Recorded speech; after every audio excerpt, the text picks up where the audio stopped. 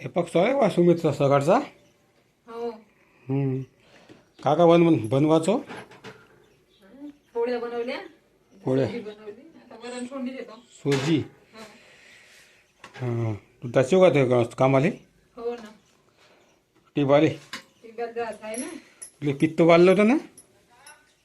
नाही, आता बरं वाटतंय. उलटी झाली का? हो.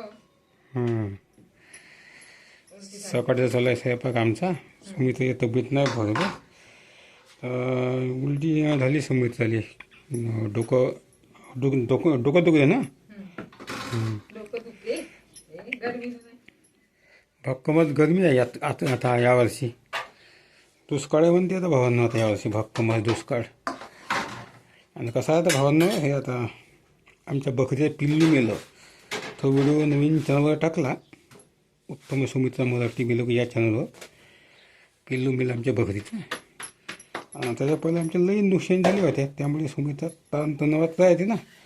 मग पित्त वाढते, असं तसं काही ना काही होते. मग ते पुन्हा भर उन्हाळ्यात, कडक उन्हाळा आहे, कामाचा ताण, असं तसं लई गोष्टी राहते. शेतकऱ्याचे जीवन म्हणलं तर, गरीबाचं जीवन म्हणलं तर लई थोडासा राहते जीवनामध्ये.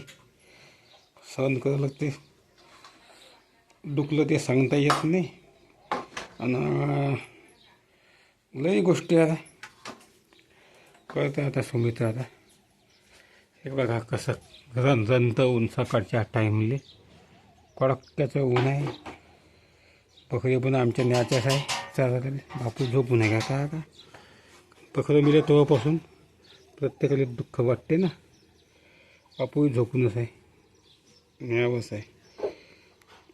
बघायचं का आता. सांगा तुम्हाला काय वाटते गावाकडल्या जीवनाबद्दल. आवडल्यास लाईक करा, कमेंट करा, आमचे मोठ्याले व्हिडिओ पाहत जावा. हाच तुमचा आम्हाला सपोर्ट असू द्या. लाईक, कमेंट, हाईप करा, शेअर करा, सबस्क्राईब करा, पाहत जावा. नमस्कार.